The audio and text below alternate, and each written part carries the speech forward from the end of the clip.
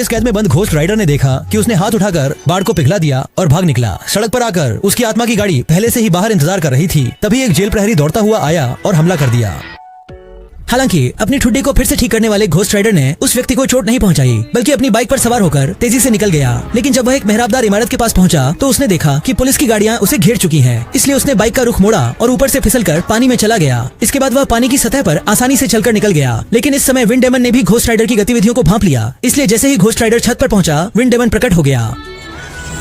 और दूसरी तरफ अदृश्य राक्षस ने जॉनी की प्रेमिका को पकड़ने की कोशिश की। लेकिन जब जॉनी समय पर पहुंचा और अदृश्य राक्षस को दीवार पर दबाया, तब घोस्ट राइडर ने पाया कि उसकी न्याय की आंख इस बिना आत्मा वाले अदृश्य राक्षस पर बिल्कुल भी काम नहीं करती। इसके बाद अदृश्य राक्षस ने घोस्ट राइडर को पकड़ लिया और उसे जमीन पर दबा दिया और जॉनी से कहा कि अगर वो अपनी प्रेमिका को बचाना चाहता है तो उसे आत्मा बेचने का अनुबंध लेकर रिवेंज टाउन जाना होगा।